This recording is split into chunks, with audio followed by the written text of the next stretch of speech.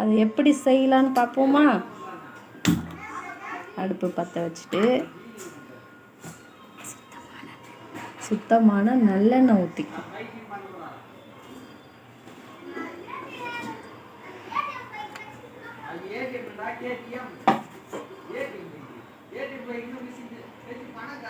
எண்ணெய் காய்ந்த பிறகு கடுகு போடும்.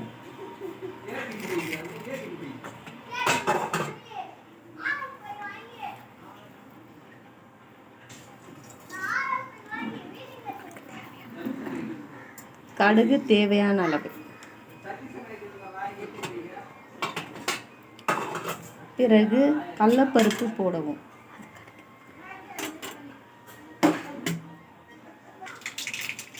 கடுகு பொரிஞ்சிடுச்சு, கடலைப்பருப்பு போடு.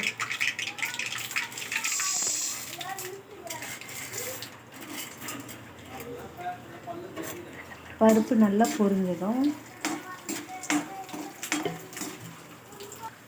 ஸ்டவ்வை மீடியமில் வச்சுட்டு கடலைப்பருப்பு நல்லா பொரியட்டுன்ட்டு காய்ந்த மிளகாய், கருவேப்பிலை சேர்த்து நல்லா வதக்கவும்.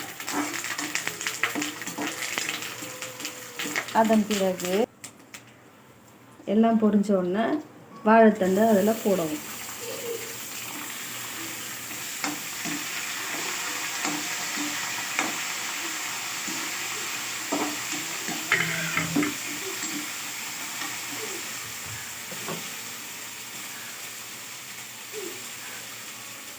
மஞ்சள் தூள் கொஞ்சம் போடணும், தேவையான அளவு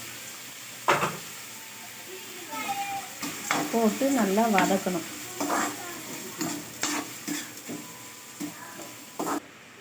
இப்போ தண்டு போட்டு அதில் மஞ்சள் தூள் போட்டு நல்லா வதக்க வேணும். அதிலே கூட சேர்த்து உப்பையும் போட்டுடணும். போட்டு நல்லா வதங்கிட்ட பிறகு என்ன பண்ணணும், தட்டு போட்டு மூடிடணும். தேவையான அளவு உப்பு. நல்லா வதங்கினதுக்கப்புறம் தேவையான அளவு தண்ணி கொஞ்சம் விட்டுக்கலாம்.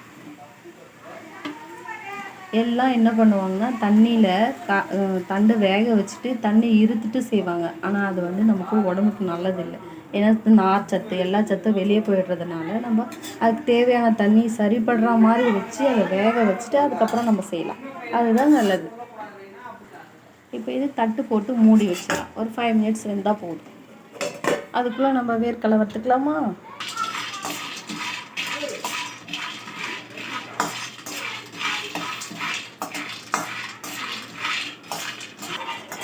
இப்போ வேர்க்கடலை நல்லா பொரிஞ்சிடுச்சு. இப்போ ஸ்டவ் ஆஃப் பண்ணிவிட்டு ஆற வச்சு மிக்சியில் பவுட்ரு பண்ணி வச்சுக்கலாம். இப்போ திறந்து பார்க்கலாம். வாழைத்தண்டு வெந்துட்டுருக்கோம். இப்போது வேர்க்கடலை பொடி அதில் போட்டு பூண்டு கருவேப்பிலை போட்டு நல்லா கொஞ்சம் 2 நிமிஷம் வதக்கிட்டு வேர்க்கடலை பொடி போடலாம்.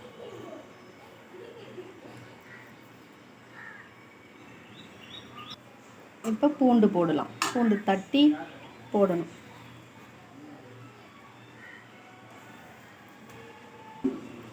இப்போ நல்லா கிளறி விட்டுட்டு ஸ்டவ் ஆஃப் பண்ணிடலாம். இப்போ வாழைத்தண்டு பொரியல் ரெடி. வாங்க சாப்பிடலாம்.